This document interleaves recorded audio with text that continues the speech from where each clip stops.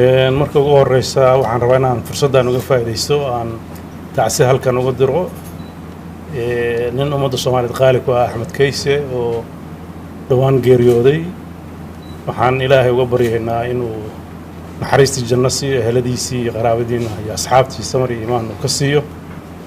halyeydii midnimada Soomaaliyeed ka soo shaqeysay ayuu ka mid ahaa.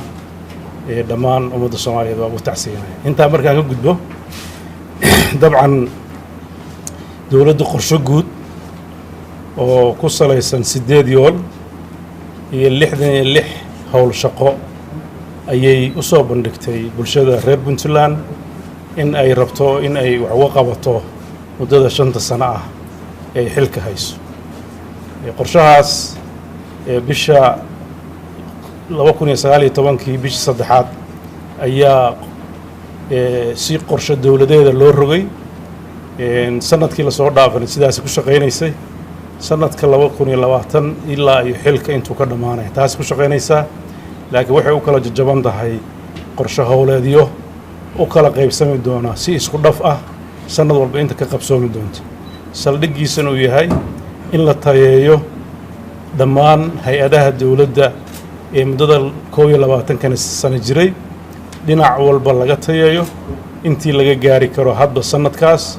sidoo kalena la tiigsado qorshayaasha saldhigga u ahaa aasaaskii Puntland ee aan weli la gaarin oo ugu muhiimsan tahay sidii midnimada Soomaaliyeed iyo dowladda federaalka ay cagaheeda ugu istaagi lahayd dalkuna midnimadiisa looga shaqeyn lahaa. sidoo kalena Puntland in la geliyo nidaamka dimuqraadiyadda ee qof iyo cod. intaas ayaa sanadkan waxyaabaha ugu weyn oo lagu tuntuunsanayo ayay saldhig u yihiin.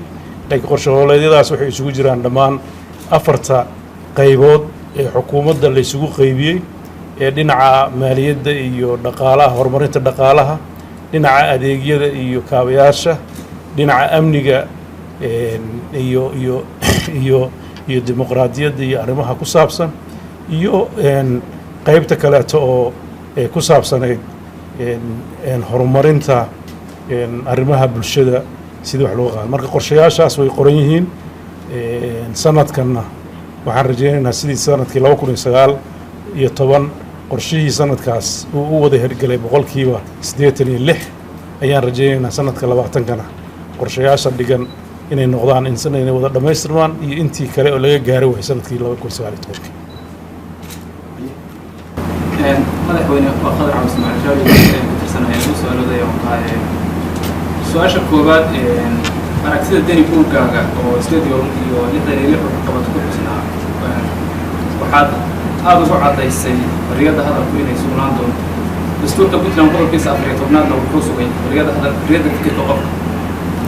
inta xukuumadda jirtay waliba toddobaadkan odayaal inta aan ognahay hadlay oo fikirkooda saxaafadda ku soo bandhigayaan maxaa sabab.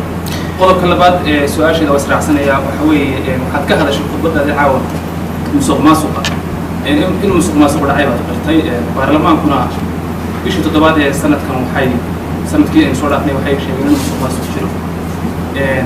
dadkii musuqmaasuqaasi geystay waxaad sheegtay xaflada racama salaf batri wixii hore dambiile aan la ciqaabin oo dambigiisa hore lagu ciqaabin sidee dirtu uga baaqsan kara inuu dambiga ku laabto.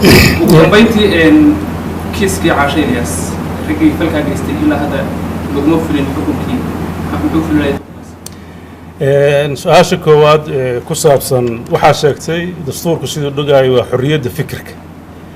laakiin dhaleecaynta iyo been abuurka fikir ma aha, waa faldambiyeed. dadka aan u diraayo halka fariimaha xataa waxaa ka mid ah daljir oo mararka qaarkood baahayso warar been abuura oo xaqiiqo ah. ay ka mid tahay waddada Ceel Daahir masawirro meel yar intaad ka soo qaadeen clip ka weynayseen ka dhigteen inay waddadii burburto. shacabkuna maalin walba way muraan, dadkuna way la socdaan. marka been abuurka iyo beenta iyo dacaayaddu ma aha fikriyad xor ah tan dastuurka uu damaano qaadaya. taas maaha. faldambiyeedku waxaa u xilsaaran hay-adaha laamaha amniga iyo garsoorka.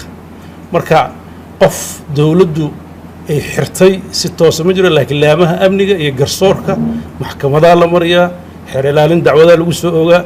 dad intii dadka xorriyadda laga qaado la iska jeelasha la gelin jira ma aha. waa nidaam dimuqraadiya. qofkii xadgudbana haddee xabsiyada iyo maxkamadaha iyo waxa loo samaystay dadka xadgudba in lagu qabto. marka waan u rajaynayaa dhallinyaradu inay kala barato xorriyadda fikirka iyo propagandada iyo dacaayadda iyo been abuurka inay kala bartaan haddii kale dee ciqaabtaasi mutaysan doonaan taas intaas aan u baxaya su-aasha labaad aad ka hadashay musuq maasuq dabcan waxaad og tahay xukuumaddan xukuumaddii ugu horreysay oo fal musuq maasuq maaliyadeed xukuntay intii puntland jirtay taariikhdaas waa haysaa umayna journalistata annaga ma dhihin dadka hadda jooga galaya ma aha laakiin puntland muddo dheer ayaa nidaam habacsan oo traditional ah oo haddii si loo fiiriyo musuq maasuqa laakiin dadka caadaysteen baa jiri jiray marka waxaan ka hadlaya waxa weeye wixii hore oo la jiri jiray annagu 20kii sano dadkii sidii nidaamkii duruufuhu keeneen baa xukumayna oran mayno waxaan leenahay cafullahu camaa salaf waa waxa hore laakiin hadda waa dowlad xisaabtamaysa ciddii xadgudubtana xadkeeda lagu qaadi doono waxa uu sharciga ka qabo ma aha xukuumaddu waxay ka qabto sharcigu wuxuu ka qabo su-aasha saddexaad oo aad ka hadashay kiiska caaisha waad og tahay maxkamad noocaas taariikhda soomaaliya inta la xasuusto kiiska caaisha oo kale meel ka dhacay ma jirin maxkamad daah furan bulshadu ka qayb gashay meediyaha laga sii daayey cid walba arkaysay saddexdii procedure ay martay maxkamaddii koowaad xukuntay racfaankii uu xukumay maxkamaddii sare go-aan ka qaadatay laakiin waxaan dadweynaha iyo meediyaha barayaa habka dowladnimadu u shaqayso waxyaabaha maxkamadaha go-aan gaaristooda dowladda puntland madaxweynaheedu ma leh dadaa marmar waxay yidhaahdaan xeerka fulinta madaxweynaha saxiixa waa saxaya saas sax ma ah maxkamadaha madaniga ah go-aanada ay qaadaan maxkamadda sare iska leh marka iyadaan u daynaynaa xukuumaddana ma la rabo inay fara gashato waxaan rajaynayaa ciqaabtu xukunka markuu dhaco iyo markuu fulaayo iyadaa taqaan procedure la maraa jira wax hadda ka khaldan oo aan garanaynana ma jirto sidaa ay u soo socotay haddana u socotaa waddadii cadaaladdeena ku socotaa waan rajaynaynaa waddada cadaaladda inay waddadeeda ku socoto haddii khalad ay cadaaladda ka timaado markaas ayaa wixii ila gudboon madaxweyne ahaan aan arki doona